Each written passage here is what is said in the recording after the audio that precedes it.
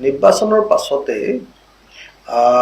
BJP চৰকাৰখনে যি ধৰণে বস্তুৰ দাম বঢ়াই দিছে, এইটো সঁচা কথা ক'বলৈ গ'লে এইটো মানুহৰ ওপৰত একদম পোনপটীয়া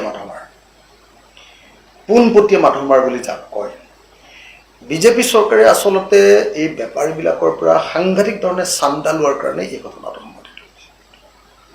ইলেকশ্যনৰ সময়ত বিজেপি চৰকাৰে ব্যাপক ৰূপত চান্দা ল'লে। এটা সমষ্টিত যদি 100 কোটি টকা খৰচ কৰে, তেতিয়া কিমান চান্দা ল'ব লাগিব আপোনালোকে খৰচা। তো ব্যাপক ৰূপত চান্দা লোৱাৰ কাৰণে, ডনেশ্যন লোৱাৰ কাৰণে, ব্যাপক ৰূপত দিন ডকাইতি কৰাৰ কাৰণে কোম্পানীবিলাকক কি হৈছে, বস্তুৰ দাম সাংঘাতিক বৃদ্ধি।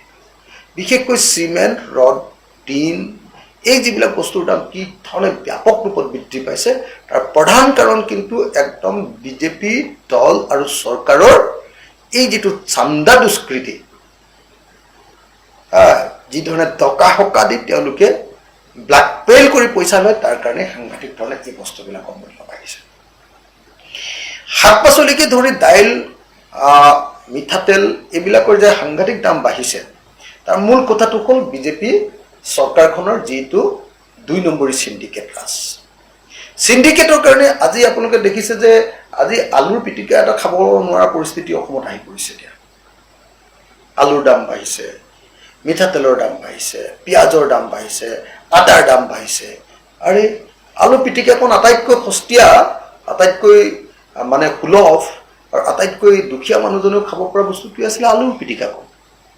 এতিয়া আলুৰ পিটিকাখনো খাব নোৱাৰা পৰিস্থিতিৰ সৃষ্টি কৰিছে। নিমখৰ যি দাম, মিঠাতেলৰ যিটো দাম, আদা আৰু পিঁয়াজৰ যিটো দাম আৰু আলুৰ যিটো দাম যি ধৰণে বাঢ়িছে, সকলো শাক পাচলিৰ দাম ব্যাপক ৰূপত বিজেপি চৰকাৰে বঢ়াই দিছে। তাৰ কাৰণটো হ'ল চিণ্ডিকেট ৰাজ, এইটো দ্বিতীয় কাৰণ। তৃতীয় বস্তুটো হ'ল যে ঔষধকে ধৰি বিভিন্ন এনেকুৱা কোম্পানীবিলাকে তৈয়াৰ কৰা বস্তুবিলাকৰ দাম দৈনিক বাঢ়ি যোৱাৰ মূল কাৰণটো হ'ল যে বিজেপি চৰকাৰৰ দুটা নীতি। এটা হ'ল যে কৰ্পৰেটবিলাকক, কোম্পানীবিলাকক সাংঘাতিক ধৰণে লুটিবৰ কাৰণে লাইচেঞ্চ দি দিয়া, নিয়ন্ত্ৰণ নাইকিয়া কৰি দিয়া কোম্পানীৰ ওপৰত, চৰকাৰী নিয়ন্ত্ৰণ কমপ্লিটলি নাইকিয়া কৰি দিয়া। আৰু দ্বিতীয় বস্তুটো হ'ল যে সকলো বস্তুৰ ওপৰত সাংঘাতিক ধৰণৰ জিএছটি যি ধৰণে কৰ যি ধৰণে ব্যাপক বৃদ্ধি কৰি দিলে, সকলো বস্তুৰ দাম বাঢ়িছে। গতিকে বিজেপি চৰকাৰৰ দিনত গেছ চিলিণ্ডাৰৰ পৰা আৰম্ভ কৰি নিত্য প্ৰয়োজনীয় প্ৰত্যেকটো বস্তুৰ দাম এনেকুৱাকৈ বাঢ়িছে যে এই চৰকাৰখনৰ দিনত মানুহ থকাটো, দুখীয়া দৰিদ্ৰ মানুহ আৰু মধ্যবিত্ত শ্ৰেণীটো একদম দুৰ্বিষহ যন্ত্ৰণাত ছটফটাবলগীয়া হৈছে।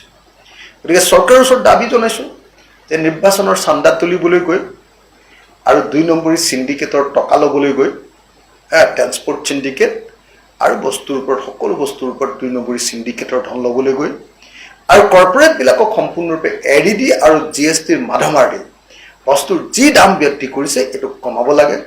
মূল্যবৃদ্ধিয়ে সকলোকে কোঙা কৰি পেলাইছে। মই চৰকাৰ, অসম চৰকাৰ আৰু কেন্দ্ৰীয় চৰকাৰ, দুইখন